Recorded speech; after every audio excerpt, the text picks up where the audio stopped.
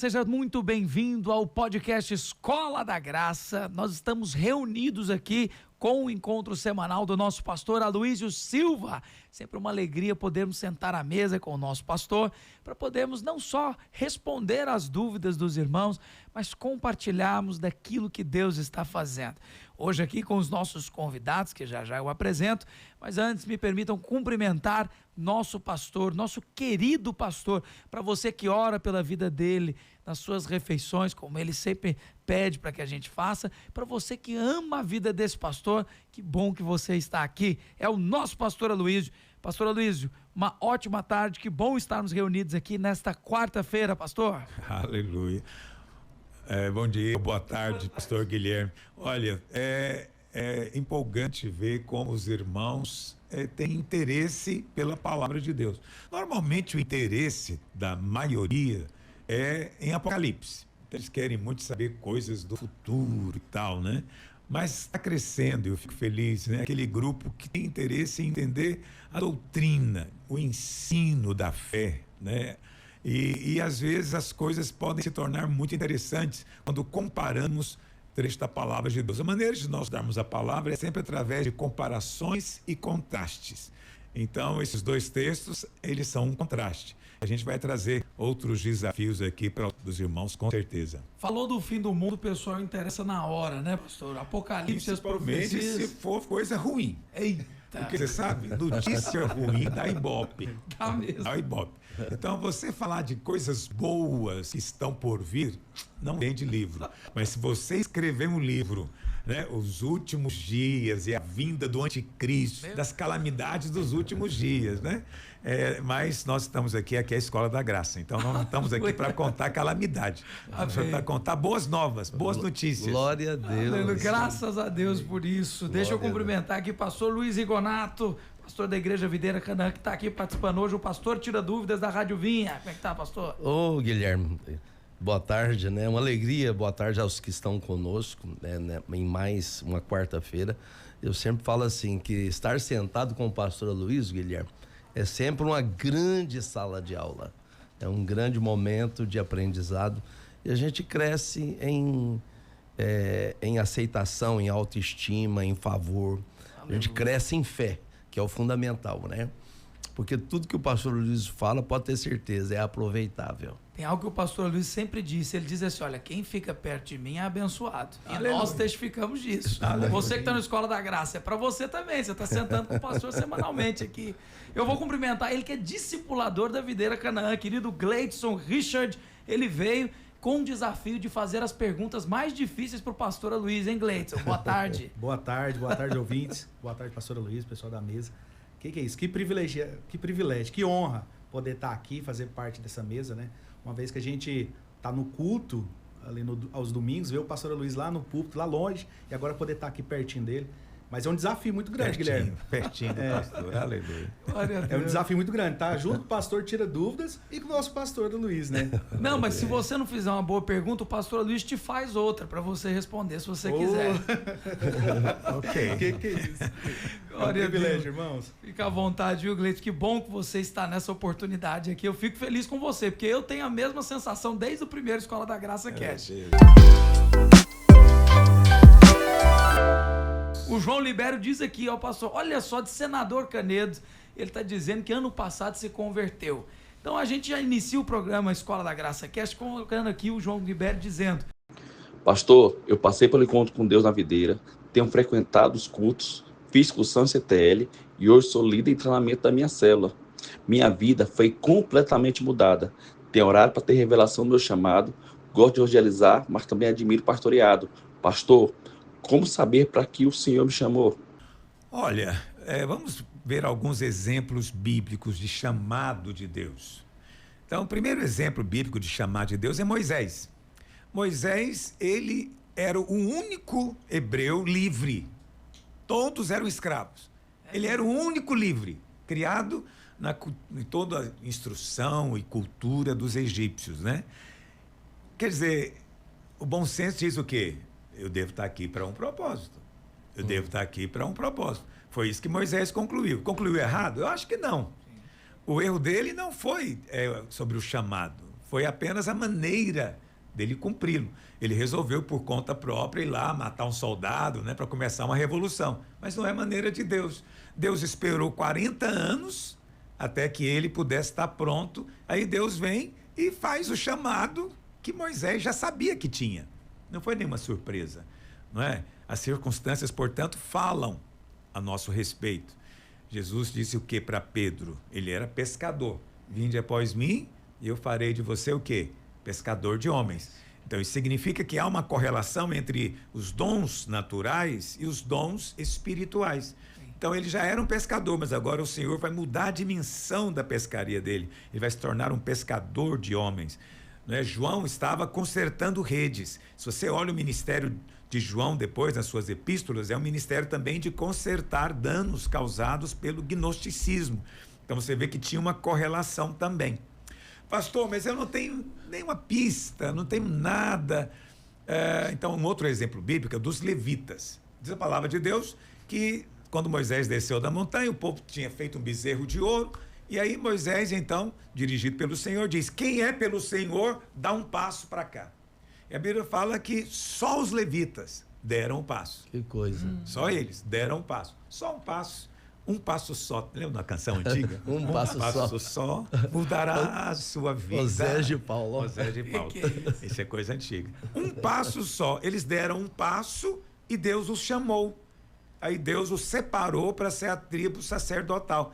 Eles não tinham isso em mente, eles não sabiam que Deus queria fazer aquilo, mas eles deram um passo como? Pelo Senhor. Quem é pelo Senhor, dê um passo. Então, o que eu posso dizer para você, João, é: seja pelo Senhor, dê um passo, faça o que a ocasião pede. Observe os seus talentos naturais, que você gosta de fazer, você gosta de dar aula, você tem um desejo de ensinar, não é? Isso pode ser um sinal de que você tem um chamado para ser um pastor, um mestre. Então, observe isso. Mas lembra de algo, eu até mencionei isso aqui em um dos nossos podcasts no passado.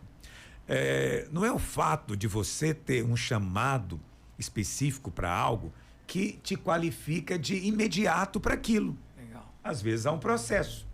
Então eu sempre gosto de lembrar do próprio Senhor Jesus.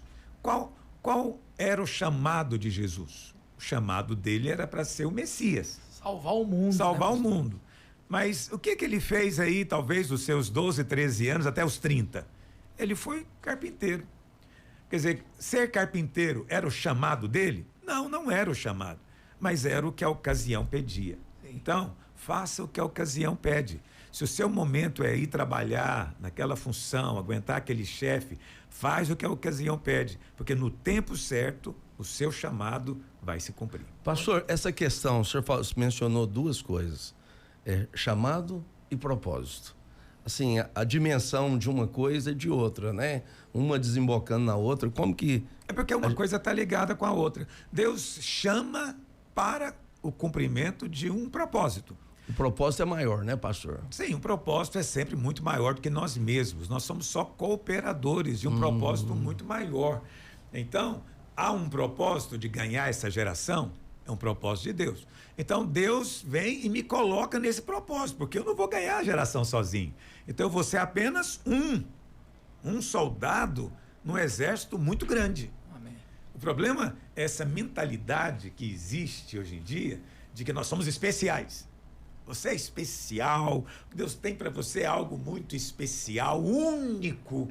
Então, quando há um exagero nesse negócio, as pessoas ficam com uma postura extremamente narcisista, acreditando que o que elas fazem é único. E não é nada disso, não tem ninguém insubstituível. Todos nós somos apenas mais um. Isso não é humilhante, nem é errado. Ok? Mas é entender que o Senhor tem muitos servos espalhados pela terra. Amém. Tem muitos fazendo Glória a a obra. Deus, Você não é excepcional nem extraordinário. Então há um propósito divino muito grande. Você deve se sentir privilegiado se Ele te chamar para cooperar nesse propósito. É o que Paulo falou, né, em 1 Coríntios 9: tudo faço a fim de me tornar cooperador com o evangelho. Mas, pastor, é tão correta a afirmação do senhor, porque torna a glória toda de Deus. Se nós não somos parte importante, Deus é o único digno de glória. Exatamente, nós não somos o fundamento, nós não somos o que sustenta coisa alguma, tudo começa nele, é por meio dele, é para a glória dele. Amém. Agora é óbvio, ele nos usa, e ao nos usar, Deus, ele dá espaço para a sua criatividade, individualidade, personalidade, quer dizer, existe uma realização pessoal envolvida nisso, mas o fruto procede dele, e no final a glória é dele. Glória a Deus. Tem muitos irmãos, pastor, como o João Libério, que perguntam, mas eu acabei de virar líder em treinamento, será que Deus quer que eu evangelize nas praças? E às vezes confundem alguns chamados. Vou dar um exemplo, pastor. Teve uma irmã que falou assim, Deus me chamou para dançar. Eu falei, como assim, minha irmã? Deus me chamou para, durante o louvor, eu vou profetizar com a dança. Eu disse, amém, mas é preciso, né, falar para o Senhor que você está disponível para o que Ele quiser. Então, se você gosta de louvá-lo, se você gosta de adorá-lo, amém, mas esteja disponível. Pode ser que ele te use para outra coisa também. E os dons, a palavra de Deus mostra, podem ser desenvolvidos. Então, Paulo diz o quê? Olha, se você ora em línguas, então agora ore para poder interpretar. Ou seja, seu dom pode ser ampliado. Ser mais útil, né, pastor? Exatamente. Eu não tenho nada contra dançar, ok? Mas para eu entender uma profecia dançada, rapaz, vou ser franco, você pode dançar o dia inteiro na minha frente, eu não entendo quase nada, quase nada. Não vai acontecer. A não ser que seja assim muito óbvia, né? Ela faz um coração, isso. Aí depois pro céu, eu já vi um aí que faz bate as suas asas. A pomba do Espírito Santo, né? Entendeu? Tem uma que ter coreografia, um dom de encenação. uma coreografia desse tipo não é dança, né? Está mais para mímica, né? Para imagem e ação. Então, não tenho nada contra, eu estou aqui brincando, mas eu respeito toda a expressão. Amém. Você pode profetizar dançando, mas ora para poder, no final da dança, interpretar. Amém. Porque as pessoas vão ser edificadas, genuinamente, não é? Então, os dons podem ser desenvolvidos e dificilmente você vai ser alguém que... Porque, deixa eu falar uma coisa, tem muito misticismo e equívoco com relação a essa questão de dons.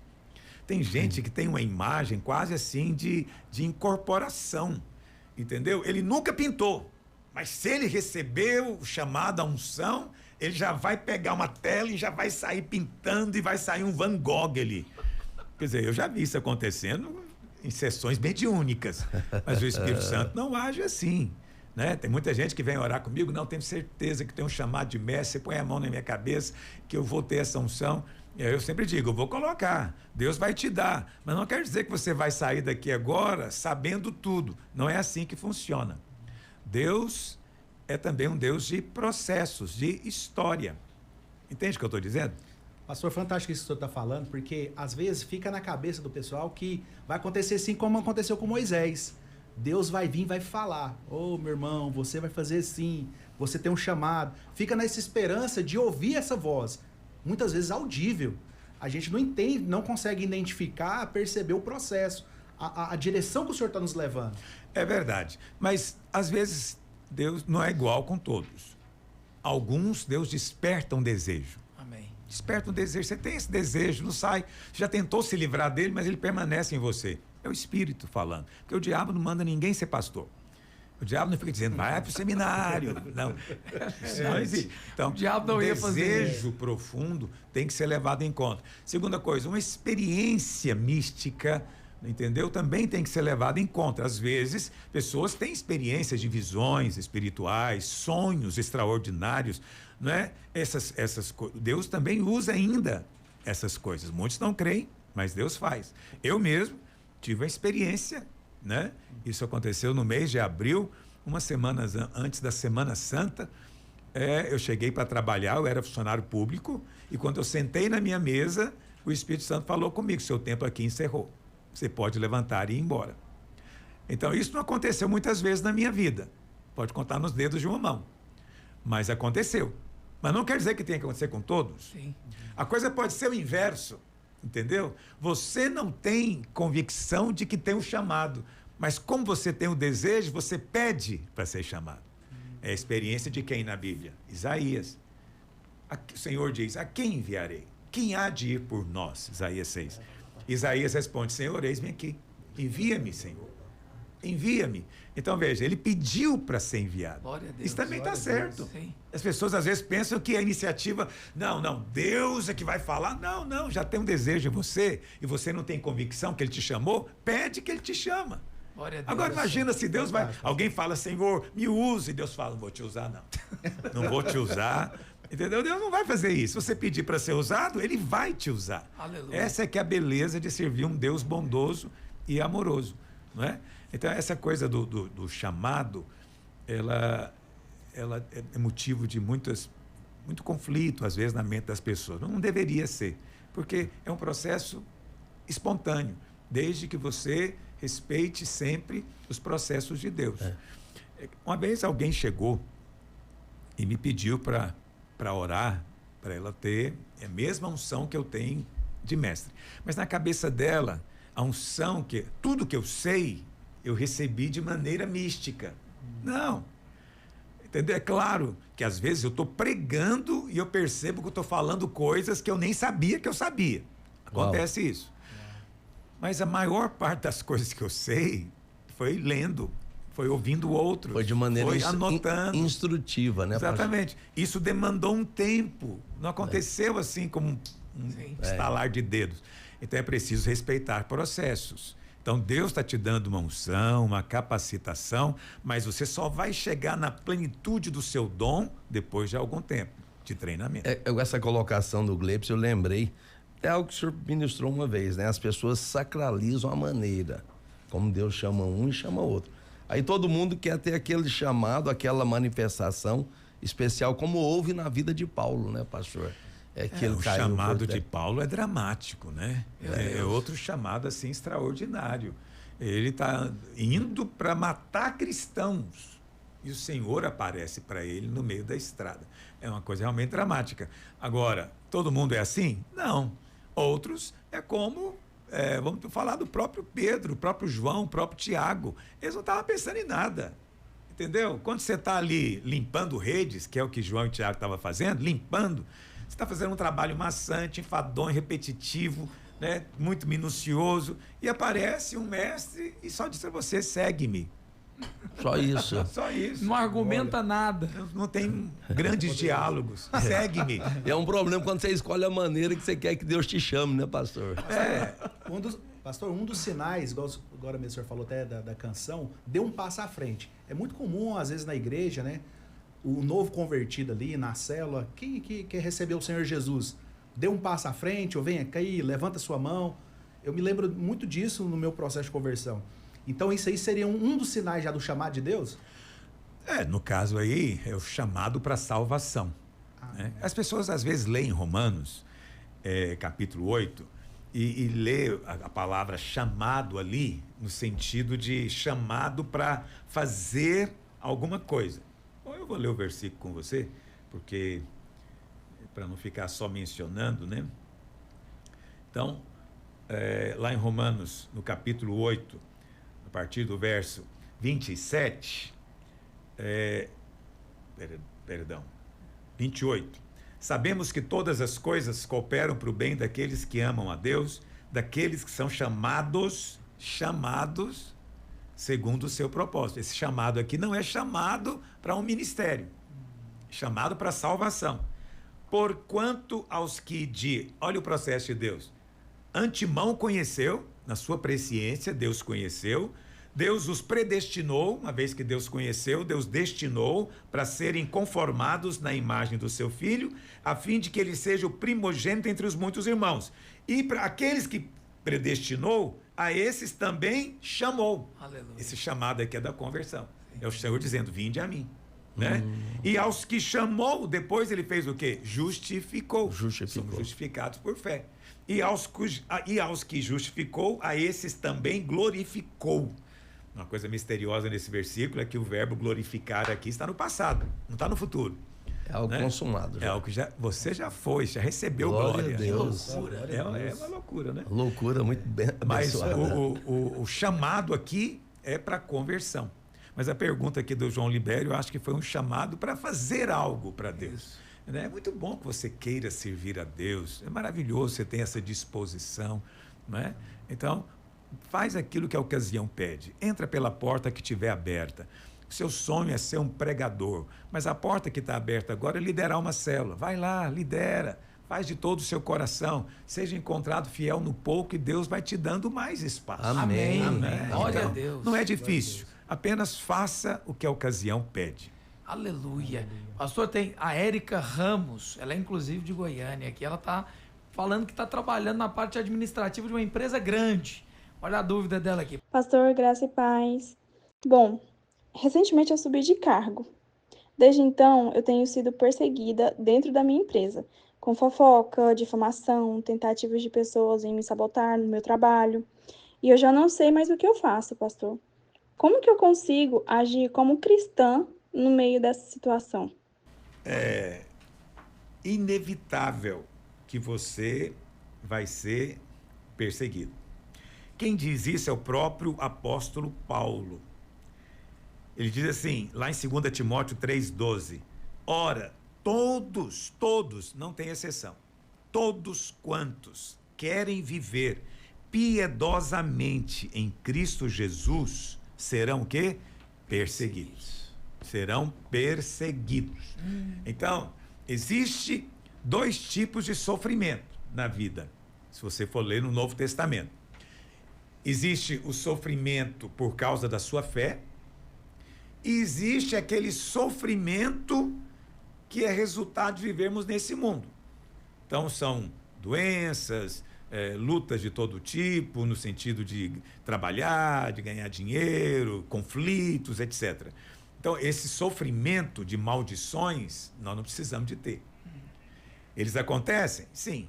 Mas nós não precisamos de nos conformar com a doença, com a maldição, com a praga, nada disso. Por quê? Porque Cristo já sofreu isso no nosso lugar. Amém.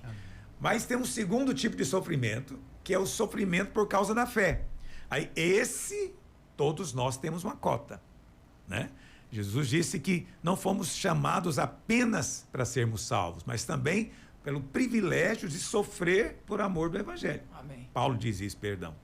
Então, todo crente, ele vai sofrer perseguição. Esse sofrimento, não tem como você fugir dele, ok? Você pode tentar fugir, não é pecado também. Você pode tentar escapar dele, mas ele é inevitável.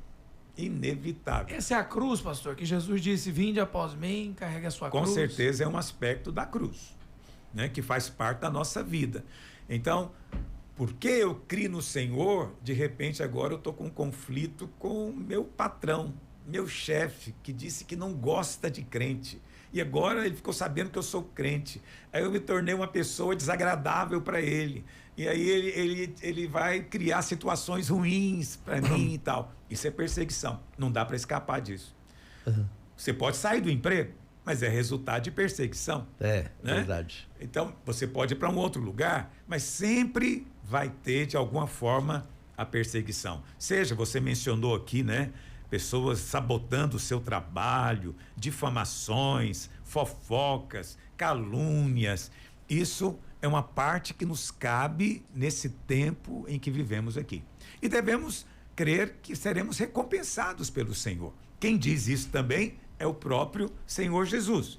O que ele diz? Lá em Mateus, no capítulo 5, quando o Senhor fala das bem-aventuranças, ele termina as bem-aventuranças dizendo assim no verso 10, bem-aventurados os perseguidos por causa da justiça, porque deles é o reino dos céus.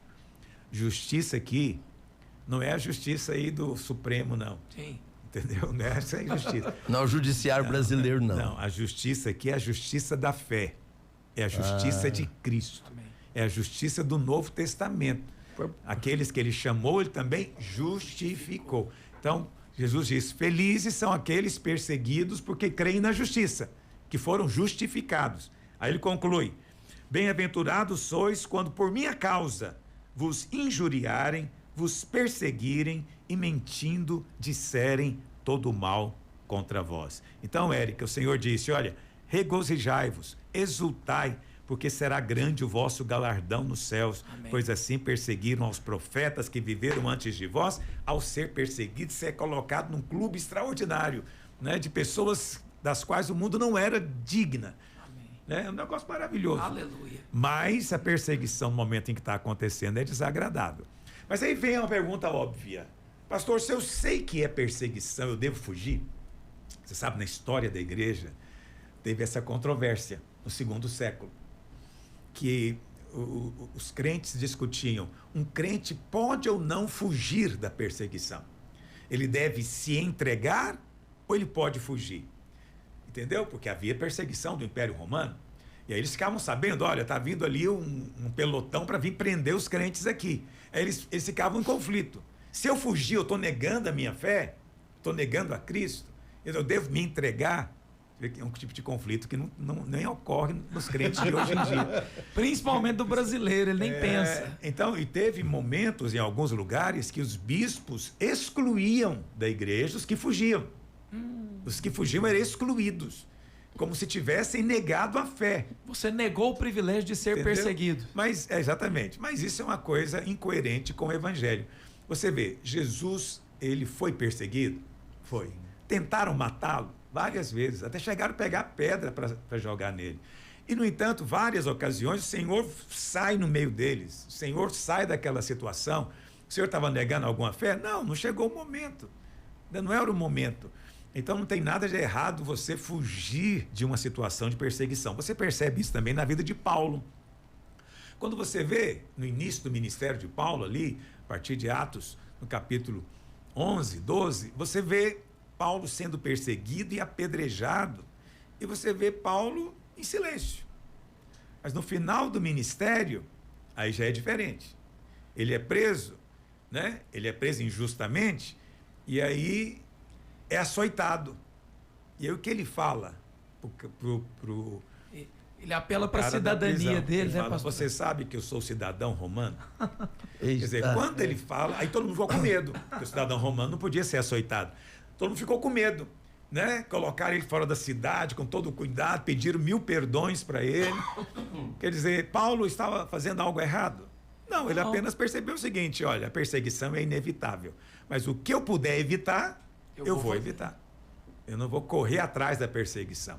Então, Érica, você está sendo perseguida nesse emprego, então eu vou te dar a orientação bíblica. Primeiro, vence o mal com o bem. Amém.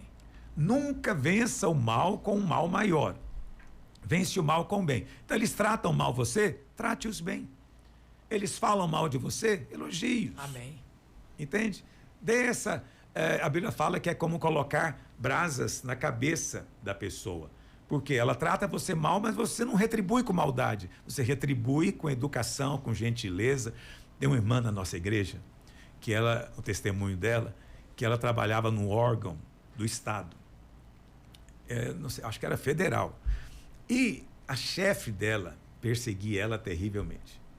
E um dia aconteceu uma situação de uma seleção para um outro cargo mais elevado e todos os chefes iam concorrer. Mas fazia parte do processo os subordinados preencherem uma ficha sobre o chefe. Eita! Quer dizer, ela teve a chance assim de vingar, né, de A chance de esquisinhar. impedi-la de subir. E aí ela disse que no momento que ela pegou aquela ficha, o Espírito falou para ela, não, você vai vencer o mal com o bem. Mostra todas as virtudes que ela tem. Ela tem maldade? Tem, mas você não vai falar das maldades dela. E ela falou da capacidade, competência e tudo mais, e a mulher acabou sendo promovida. Só que ela ficou sabendo da avaliação que foi feita. E depois ela mesma puxou ela para continuar trabalhando com ela. Aleluia. Mas olha que inversão impressionante. Porque quando você faz isso, você está fazendo algo que confunde a mente do mundo. Então, Érica, vence o mal com o bem. Aleluia. Faz o possível para abençoar. Segunda coisa, não lute com homens. Nossa guerra não é contra carne e sangue. Lembra, são demônios que estão agindo através das pessoas. Então, lute contra esses demônios em oração. Comanda contra eles em oração. As pessoas, tadinhas, não sabem, são como que marionetes. Então, lembra disso, a sua guerra é espiritual. Glória a Deus. E terceiro lugar, se o Senhor te der oportunidade de se livrar disso, aproveita a oportunidade. Amém? Amém. 3 coisinhas simples para você lembrar. Isso pode mudar completamente a sua condição hoje, Érica. Pastor, eu acho que dentro dessa resposta maravilhosa aí tem uma pergunta frequente que é feita: o que é a cruz? Tem muitas pessoas que não entendem de fato o que é a cruz. A cruz é sofrimento, é doença, Então, o que é a cruz? Você tem que entender o seguinte: o Senhor Jesus, ele fala o seguinte: se você quiser me seguir, negue-se a si mesmo e tome a sua cruz. Isso significa que cada um de nós tem uma cruz.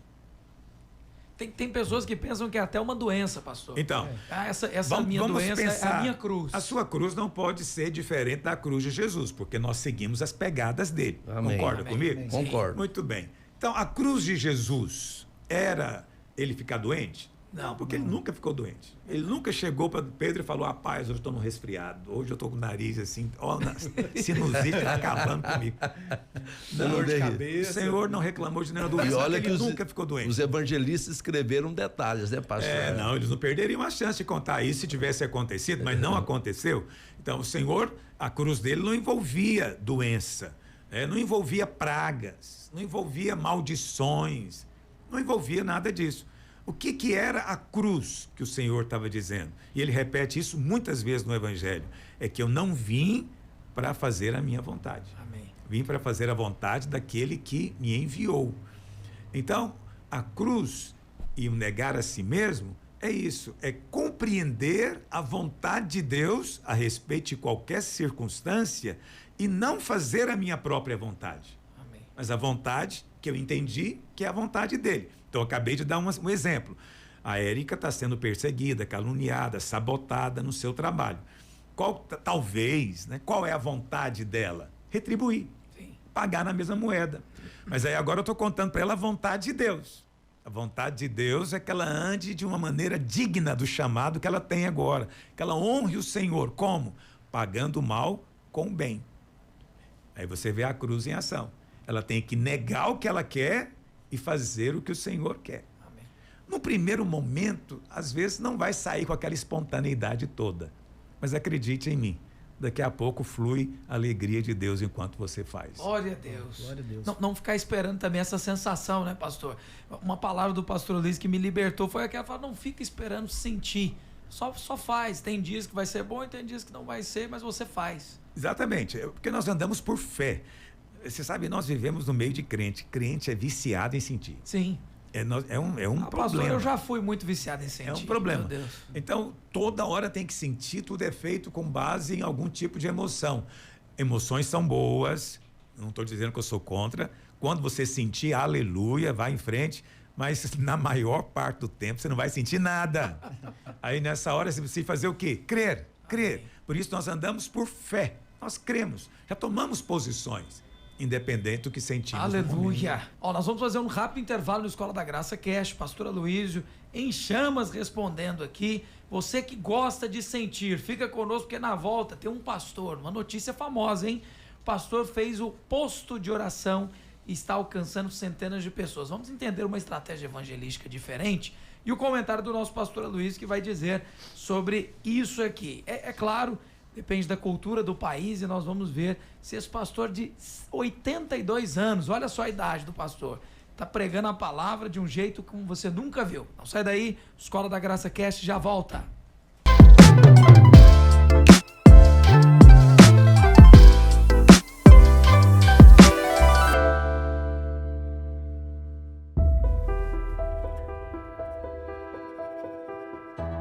Ninguém matou o Senhor. O Senhor não foi morto por ninguém. Os soldados que vieram prendê-los não tinham condição de prendê-lo, porque só de dizer eu sou, eles caíam para trás. Eles não tinham poder nenhum para isso. O Senhor se entregou a eles. Eu sei que você pensa que ele morreu como resultado dos cravos nas mãos, nos pés, dos açoites, da coroa de espinho. Essas coisas todas, obviamente, elas são terríveis.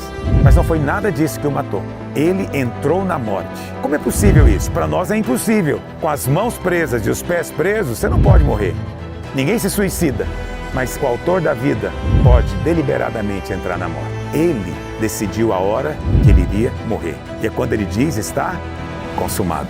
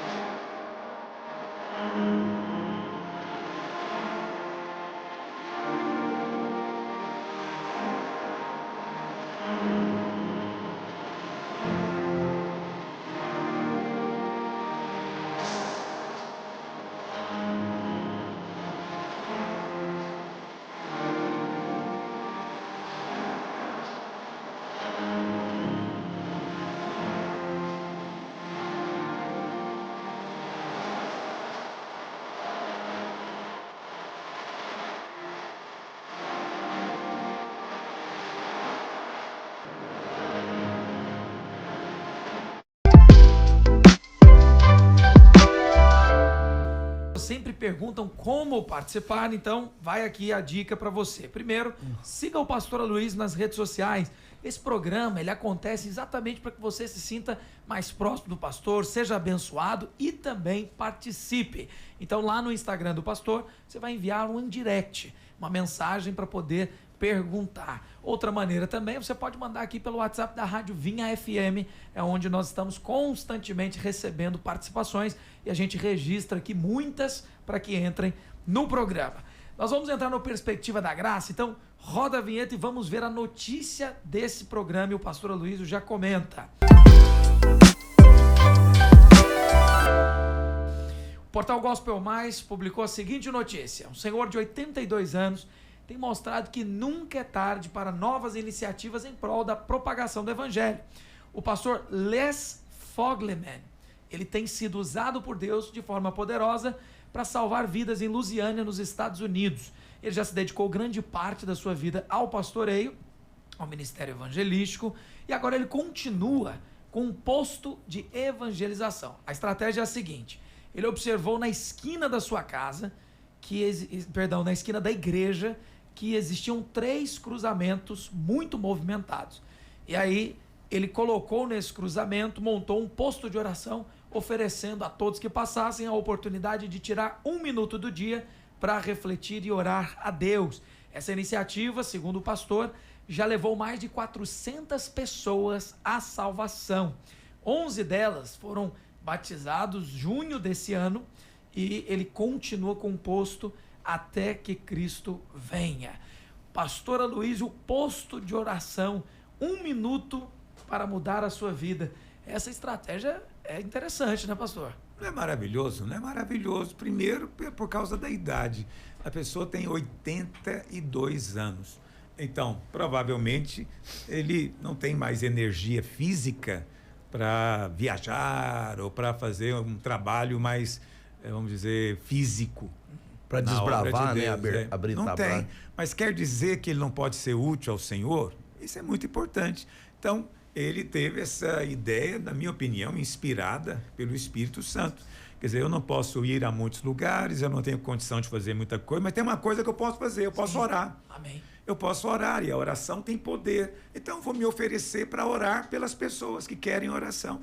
Ele, obviamente, é uma pessoa desinibida e não tem timidez nenhuma da sua fé, colocou a sua mesinha, né? Ele colocou uma mesinha numa esquina movimentada.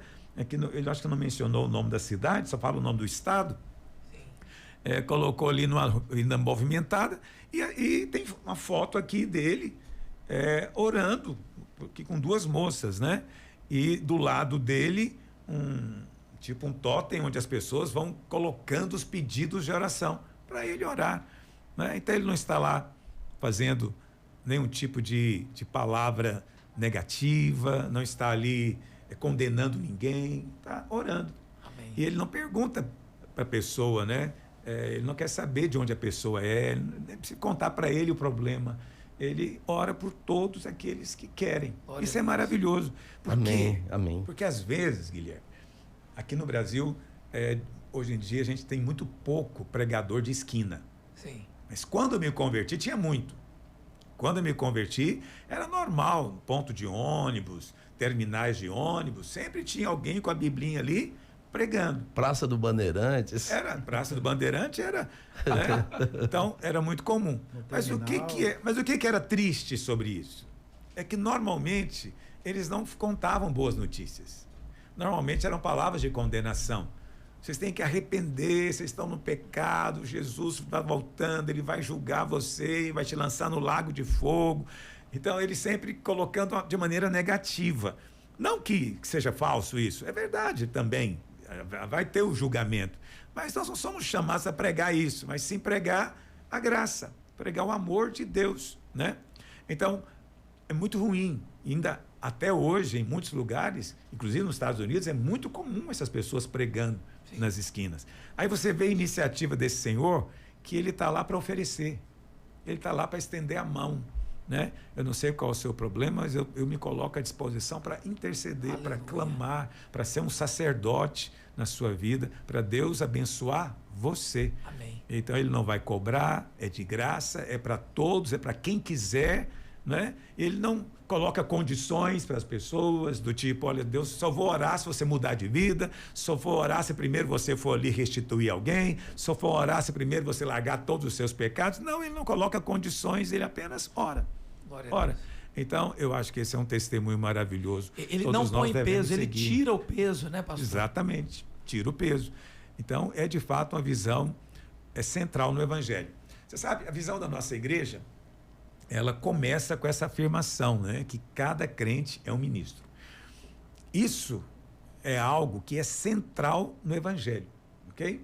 Na Reforma Protestante foi restaurada algumas verdades, foram restauradas algumas verdades. Então, a primeira verdade é da palavra de Deus, que é a nossa regra de fé inerrante, infalível. Mas um segundo princípio é o sacerdócio universal dos crentes. Ou seja, todo crente foi feito sacerdote. Amém. E o sacerdote é esse, é o que leva as pessoas a Deus. Então, quando nós dizemos aqui que cada crente é um ministro, estamos dizendo que cada um é um sacerdote.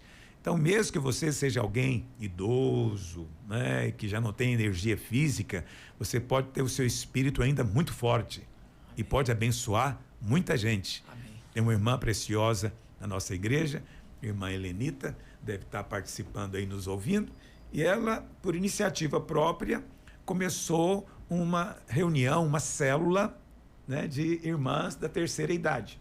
Aleluia. Só mulheres. E ela pensou que iria ter uma reunião ali com 5, 6 pessoas, e ela me trouxe uma fotografia agora que devia ter umas 40. É mesmo? E ela que começou espontaneamente, e essas irmãs querem se reunir. E tem irmãs de 92, 93 anos, uau, que saem de casa e vão para a reunião. Então, eu louvo a Deus por iniciativas como da Helenita, né? E a gente tem outras histórias como essa, de irmãos que simplesmente se dispõem a abençoar. Às vezes a pessoa se justifica, né, pastor? Eu não posso, eu não falo bem, ou eu não tenho carro para poder ir pregar em algum lugar. Sempre tem alguma desculpa que pode ser resolvida de outra forma, né, pastor? É claro que há muitas formas de servir. Sim. Há muitas formas de servir. Sirva da maneira que ele seja mais confortável. Uma coisa que incomoda muito, às vezes, o irmão, é o fato de ele ser tímido, né? Ser tímido. Então, tem pessoas que não conseguem pegar no microfone. Para elas, isso é uma coisa assim, angustiante. E, às vezes, ela fica se sentindo acusada. Ela fala, puxa vida, né, tem algo errado comigo, né, e tal. E ela se sente condenada. Mas não deveria. Porque nem todos realmente se sentem confortáveis com o microfone na mão. Sim. Não é verdade? Mas certamente tem o espaço dela, o lugar onde ela se sente confortável, e ela pode servir ali com um dom que Deus deu. Mas também tem aquela coisa de considerar superior aqueles que estão no palco, né? Então, os cantores, os pregadores são superiores. Mas não tem esse ensino na palavra de Deus. Esse irmão Glenn, né? É Glenn o nome dele? Pastor... Esse irmão de 82 anos... Les Fogleman. Ok. Ele é um instrumento de Deus, né? Dentro do dom que Deus deu. Pastor, poderia se dizer, eu estava até ministrando na aula nesse semestre, no CTL, os irmãos podem ser usados de inúmeras maneiras. Até mesmo escrevendo um livro, fazendo uma canção, compondo uma canção... né? Às vezes aquele que tem timidez não consegue ter habilidade, poder ministrar, tá lá no púlpito, talvez não tenha um chamado pastoral, ele existe inúmeras formas para ele poder propagar esse evangelho, né? Olha, eu acho muito legal nos Estados Unidos, porque você vai em igrejas como a igreja Lakewood, pastor Joe Austin, tem alguns grupos, eles têm grupos como nós, mas não têm a visão de multiplicar, mas de servir. Então eles têm grupos para tudo. Tem um grupo, que é um grupo de pessoas que se reúnem toda semana, e o alvo deles é dar manutenção em casas de pessoas que ou são idosas, ou só tem uma mulher, não tem marido, e ela não consegue consertar. Então eles vão, consertam torneira, lâmpada queimada, cama, coisa entupida. Eles vão, os irmãos pedem, mas eles só vão em casas de onde não tem homem, ou o homem já é idoso. Então não falta casa. Tem um outro grupo que eu acho muito bonito o trabalho deles, que eles se reúnem às segundas-feiras. E o trabalho deles é olhar crianças autistas para os pais poderem ir ao shopping. Esse é o trabalho deles. Glória a Deus. Que coisa maravilhosa. Então, eles recebem, os pais param o carro, deixam a criança com eles, eles olham a criança ali das 6 até as 10 da noite, para os pais poderem fazer um programa, ir no shopping, no restaurante, alguma coisa, sem ter que preocupar, porque quem tem filhos nessa condição, ele fica em função praticamente, né? Então esses irmãos se dispõem a servir. E eu acho bonito o aspecto que eles não estão servindo no sentido assim, eles não vão mudar a condição da criança nem da família, eles só querem dar um dia de folga para você. Você vai ter um dia de folga que nós vamos te dar de presente. Aleluia. Eu acho isso muito bonito. É serviço. Então há muitas formas de servir que não é necessariamente falando, né? Não é necessariamente cantando, mas que pode ter um impacto na comunidade, às vezes, muito maior. Então, eu garanto que essa célula, ela é conhecida em toda a cidade lá. Todo mundo sabe disso. Não é? E você tem noção de quantos pais não têm disposição de ir para uma igreja onde tem um grupo assim? Meu Deus. Já muda até a visão da comunidade não cristã, né, pastor? O ímpio olha com olhos diferentes. Sim, com certeza. Isso é uma coisa muito bonita, né? É a luz brilhando, né, pastor? Tem um outro grupo que é só de mecânico. Ah, é? Meu Deus. Eles consertam carros também de pessoas assim, ou é sozinho, ou é divorciado, e o carro quebrou. E eles vão, o grupo, eles se reúnem para planejar carros que eles vão consertar durante a semana. Isso é fantástico. Será que tem um que limpa a casa também, pastor? Certeza. Tem um grupo que é só para limpar jardim. Que maravilha. Mas tem que ser assim, de alguém que está incapacitado, doente, alguém que não pode, né? E sempre tem. Então, aqui no Brasil, o pessoal não valoriza muito limpar o quintal e arrumar o jardim. Mas para um americano, um jardim mal cuidado depõe contra ele. Mostra algo negativo. Então, você vai nos Estados Unidos, as casas todas, aquele jardim muito arrumado. Tudo muito cortadinho. Né? Então, uma pessoa que às vezes está incapacitada, que não consegue fazer, ela se sente humilhada com aquilo. Aí ela tem um grupo na igreja que o trabalho é esse. Aleluia. Tem um outro grupo, estou contando para você coisas que eu leio, né? Posso até trazer para você ler aqui também, que eles só ajudam amolando faca. Que maravilha, até isso. O trabalho deles é amolar faca. E o tanto que é difícil amolar a faca? Esses aí, eles vão na casa dos irmãos que pedem. Aí eles têm equipamento, e americano é muito prático, né? Então eles criam aqueles carros, né? Aquelas que você põe um engate atrás, e ali tem uma bateria, alguma coisa, já liga um esmeril, não sei o quê. Então eles vão amolando faca. Que maravilha. E tesoura, faca e tesoura. Como eles servem na igreja. Aí você fala, mas não está pregando, não está fazendo nada. Olha, mas às vezes uma pessoa que é servida sem interesse nenhum, são tocadas. Elas podem, de repente, atender um convite seu. Verdade. Né? Então, eu mesmo, se você tiver o dom de amolar a faca, lembra de mim. O churrasco lá não tem uma faca afiada, minha casa pastor. É um antro de faca cega, meu Deus do céu.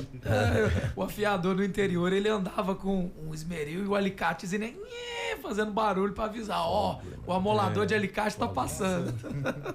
Pastor, mas vendo aqui a experiência, né? Fui muito tocado por essa experiência do pastor Les Fogelman, que tem esse dom, né, de servir as pessoas com oração.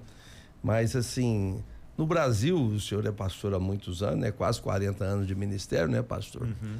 O senhor já passou por muitas fases e maneiras de evangelismo, né, pastor? Já. O senhor estava falando aqui das praças.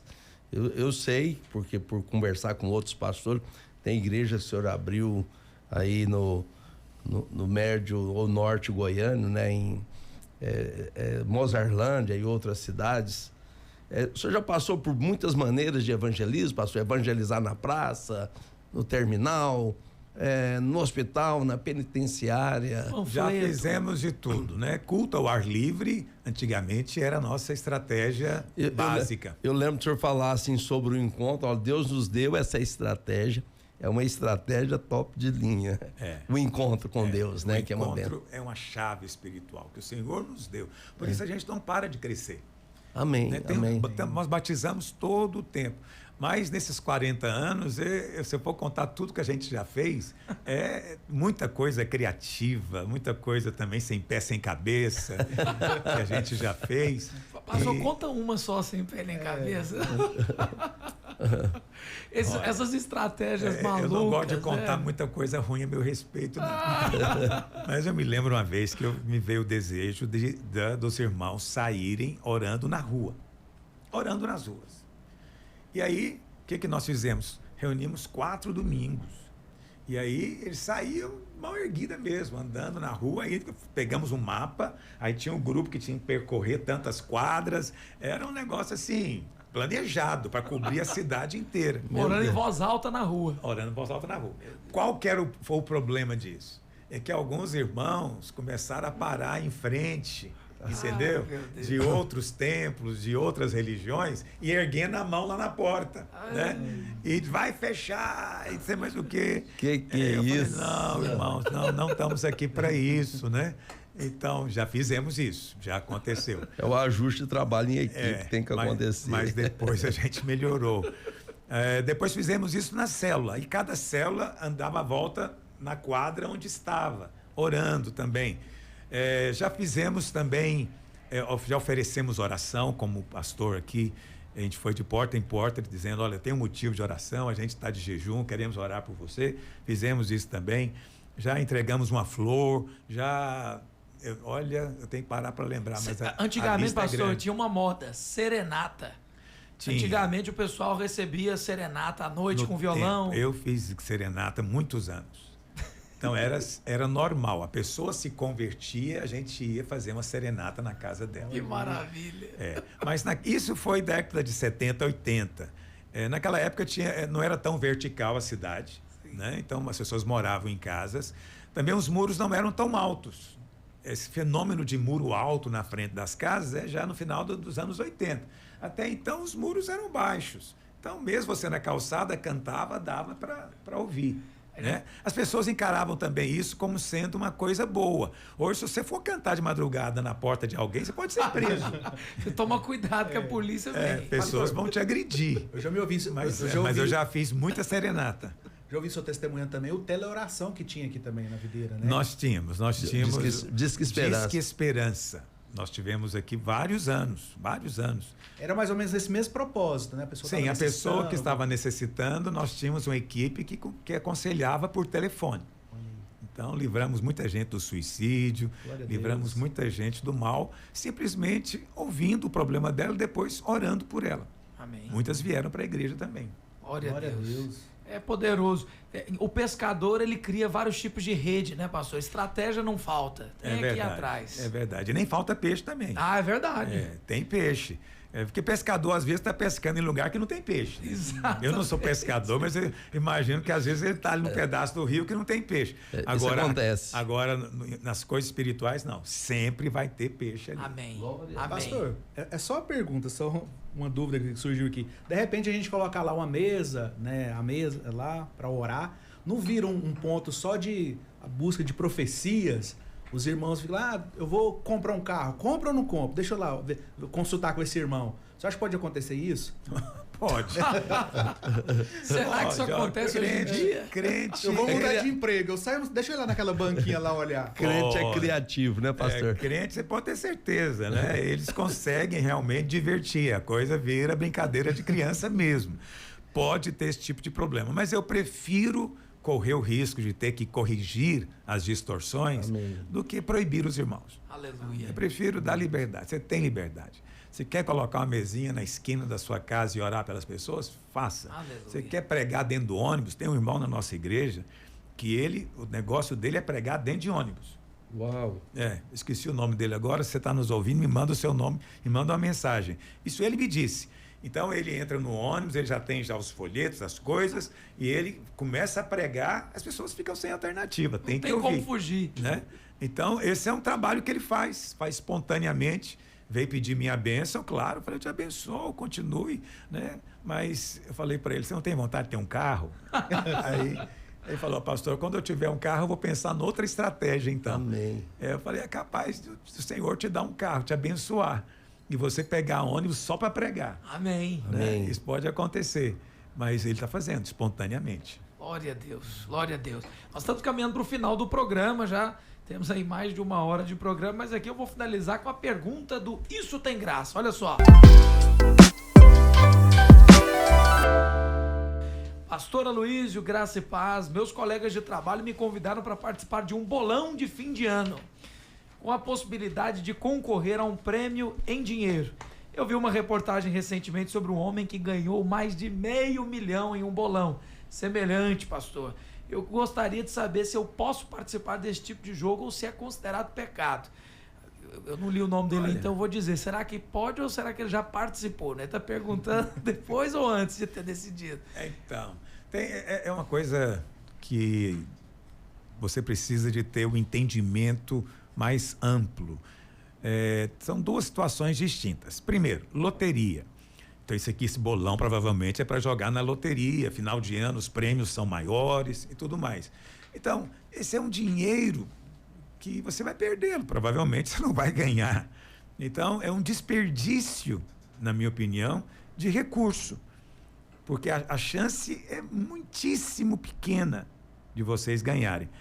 Eu acho que se cada um desse R$100 e depois sorteasse um para ganhar a soma de todos, seria muito mais interessante. Sim. Porque o dinheiro, pelo menos, você saberia para onde está indo. A loteria não é o melhor de Deus para nós, porque ela é baseada em princípios que contrariam o ensino da palavra de Deus. Primeiro, é dinheiro que você ganha sem trabalho. A Bíblia condena. Segundo, dinheiro que facilmente vem. A Bíblia fala a respeito desse dinheiro que vem facilmente. O que acontece com ele? Ele também ganha asas de passarinho, ele vai embora rapidamente, não é? E existe uma pesquisa que foi feita com ganhadores de prêmios na loteria. Isso é famoso. E isso é um fato, Aqueles que já tinham dinheiro e ganharam na loteria, eles ficaram mais ricos. Mas aqueles que eram pobres e ganharam na loteria, depois de algum tempo, perderam tudo que ganharam. Por quê? Porque não sabe administrar. A maneira de Deus nos prosperar não é nos dando tudo de uma vez, mas é te dando aos poucos e você, então, à medida em que aprende a administrar aquele pouco, ele aumenta mais e você aprende a administrar aquele tanto a mais, ele vai te dando outro tanto a mais. Então, é progressiva. A maneira como Deus nos dá as coisas é assim, mas muitos querem receber tudo de uma vez. O maná caía todos os dias. Jesus ensinou a oração do Pai Nosso dizendo o pão nosso de cada dia. Ele não falou o pão nosso do ano, né? Ele não falou, olha, que o pão nosso dos próximos anos o Senhor nos dê. Não, é todo dia. Então, a vontade de Deus é que você cresça paulatinamente. Amém. E não de uma vez. Essa coisa da loteria está ligado com a ganância, com o amor do dinheiro, e isso produz todo tipo de problema. Então não é o melhor. Essa é a primeira situação. A segunda situação não é loteria. Muitas às vezes pensam que é, mas não é. Você fez uma compra no supermercado ou no shopping e para cada nota fiscal você ganha um cupom para concorrer a algo, um carro ou algo assim. Então isso não é loteria. Sim. Isso é diferente. Isso é uma premiação.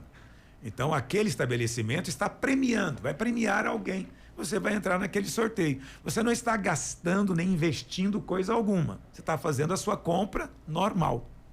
Tem uma irmã na nossa igreja, inclusive, que Deus a usou. Ela participou do nosso jejum e o alvo dela era sair do aluguel. Ter uma casa própria. E ela fez uma compra em um supermercado, que eu não sei qual é, que estava com essa promoção, que ia sortear uma casa. Meu Deus. Pois ela ganhou a casa. Que maravilha. Ela ganhou a casa. Glória Mas é bom, a Deus. né? E ela veio testemunhar isso. Então, veja, mas isso não é loteria. Sim. Tá bom? Isso é uma premiação. Você pode participar disso. Qualquer premiação que quiser me colocar, pode colocar. Agora, eu pegar o meu dinheiro toda semana e desperdiçá-lo numa loteria, jamais farei isso. Então, se você dá de oferta, Deus vai retribuir você. Se você dá de loteria, você vai só perder o dinheiro. É que a premiação que o senhor acabou de falar, ela é pontual, ocasional, né, pastor? Não é aquela frequência viciada, né? Que alguém tem a expectativa de, em algum momento, ele ganhar. Então, lá no shopping, agora aí, o Flamboyant, vai ter, eu não sei exatamente o dia que vai ter a premiação de um carro. Poxa, Um carro. queria demais ganhar esse carro. Eu também queria muito ganhar um carro. Né? Mas aí eu fiz uma compra lá e aí é R$500 um cupom para concorrer. Né? Você tem que fazer uma compra de mais de R$500 para ganhar um cupom. Eu fiquei pensando, quantos milhares de pessoas vêm aqui? Né? Milhares. E quantos gastam mais de R$500? Milhares e milhares.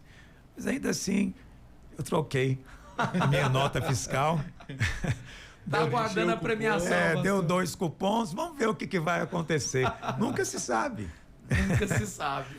É importantíssimo também lembrar, né, pastor, só colocando um adendo, que hoje em dia está na moda esses aplicativos de aposta esportiva. E outro ponto que reforça o que o senhor acabou de dizer, né, pastor? Esse é pior, né? Esse é pior porque produz o vício. Né? A pessoa viciada em qualquer coisa torna-se um escravo. E o escravo não tem mais controle, nem domínio, nem vontade própria. Ele é levado compulsivamente a fazer aquilo. Então, essas apostas pela internet, isso é algo que eu te falo sem menor constrangimento. Não procede de Deus. Não procede de Deus. Ah, pastor, mas é baseado ali num certo conhecimento de futebol. Não. Tudo é uma questão de sorte ou de azar. E está relacionado também com a ganância. Tem pessoas que vendem carro para apostar. Eles pegam as economias da família e jogam fora na aposta. Então, ao invés de serem abençoados, eles estão sendo destruídos todos os dias. Que o Senhor tenha compaixão.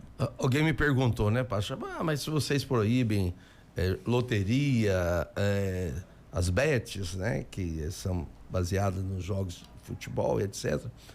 Mas a igreja, eu vejo pessoas vendendo rifa para levar pessoas no encontro, pessoas vendendo rifas para ajudar isso ou aquilo outro na igreja. Qual que é a diferença? Na minha opinião, a diferença é que quando você chega para alguém e diz, olha, essa rifa aqui é para ajudar a levar para o encontro. A pessoa que compra, ela não está com expectativa de jogar em nada. Sim. Não tem a ideia do jogo. A ideia é puramente ajudar. É uma maneira, né, de contribuir. Uma maneira de contribuir e de premiar alguém. Então, seria mais simples chegar e dizer, olha, eu quero levar uma pessoa para o encontro, preciso de ajuda. Você pode me ajudar com R$10? E a pessoa poderia dar. Sim. Mas ela acha mais confortável, menos constrangedor, dizer, olha, vai ser uma rifa, quem sabe você não ganha o prêmio que está aqui. Exatamente, é muito mais prático. Na verdade, é um pedido de ajuda. É isso que, na verdade, estão fazendo. Por isso, não é a mesma coisa. É verdade. E geralmente nós compramos para ajudar mesmo, sabendo já, né, pastor? Pastor, nada mais igual o senhor falou aí do investimento da loteria, né? A gente saber onde que a gente está investindo, para que propósito, né? Igual o senhor falou, é simplesmente avareza, né? É ganância eu investir na loteria para me ganhar um prêmio. Diferente do propósito de salvação de vidas. Com certeza, com certeza. São coisas distintas, né? Distintas, totalmente diferentes, né? Que o Senhor enche o nosso coração das coisas do céu, né? Amém. Entender que estamos aqui de passagem, não deveríamos ficar tão apegados às coisas daqui. Amém. Precisa ter um pouco de desapego para ficar mais fácil de subir. Amém. As pessoas às vezes ficam pensando, né? Quando vier o arrebatamento, vou subir rapidamente. Não sei. Ele gosta tanto da chacrinha dele. O seu carro zero, você vai ficar ali abraçado com o carro. Oh, meu Deus. Cuidado, não apega não. Aleluia. Exortação recebida. Eu já nem me preocupo mais com o arranhado do meu carro, pastor. Olha aí. Glória a Deus. Vamos então finalizando mais um episódio maravilhoso do Escola da Graça Cast. Pastora Luiz, sempre uma alegria estar aqui. E eu, inclusive, vou dizer, viu, ouvinte, você que não mandou ainda a sua participação, eu quero te encorajar. envie, porque o pastor Aloysio sempre tem uma resposta muito interessante para o que você quer perguntar. Quero agradecer a participação do discipulador Gleidson, lá da Videira Canaã. Muito obrigado, meu irmão. Seja sempre bem-vindo e um forte abraço. Obrigado, é uma honra. O que é isso? Que privilégio poder participar aqui, estar perto desses grandes homens de Deus, né? Pastor Guilherme, pastor Rigonato, e principalmente pastor Aloysio, né? Obrigado. Estar aqui perto, aqui, podendo compartilhar, somar, acrescentar na vida do ouvinte, saber que a gente faz parte dessa igreja tão grande, tão grande. É privilégio, é privilégio. Glória a Deus. Pastor Luiz Rigonato, até o Tira Dúvidas, né? Até o Tira Dúvidas, né? Que é no mesmo dia, na quarta-feira, 9h30 da manhã. Mas eu falo para você, Guilherme, para o pastor Aloysio, o Gleibson que está conosco, e aos nossos ouvintes. De tudo que a gente faz no trabalho, tem algumas que a gente se diverte. Estar aqui com o pastor Aloysio é uma grande diversão. Aleluia. De edificação, né? Glória a gente é edificado, divertindo, maravilhoso isso. Glória a Deus. Eu não sei se pode ser um objetivo, pastor Aloysio, porque até hoje eu não vi nenhuma pergunta que deixou o senhor em dúvida. Eu falo assim, o que eu vou perguntar para o pastor Aloysio? Só quando pergunta coisas relacionadas ao evangelho, à graça, à palavra de Deus, que eu me disponho a responder. Eu não sou entendido de tudo, né? Mas é como eu já te disse, a maior parte das perguntas já foram feitas. Aleluia. As pessoas às vezes se acham muito originais, né? Elas pensam que ela é a primeira pessoa a pensar naquilo.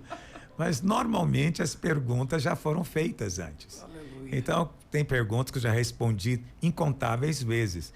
E a gente responde aqui, então, às vezes, com mais tranquilidade. Raramente aparece alguma pergunta que realmente te deixa pensativo, né? E tomara que venham essas perguntas. Não tem o menor constrangimento de dizer não sei. Aleluia. Evito o máximo possível dizer isso. Aleluia. Mas não tenho constrangimento. Obrigado a todos por estarem conosco. Obrigado, Gleidson, por ter vindo. Sentimos-nos honrados com você aqui. Amém? Aleluia. Ouvinte, nunca deixe de quarta-feira colocar o despertador. É 12:30, pastor Aloysio no Escola da Graça Cash. Pastor, até o programa que vem e com certeza você ouvinte participando com perguntas. Até lá. Pastor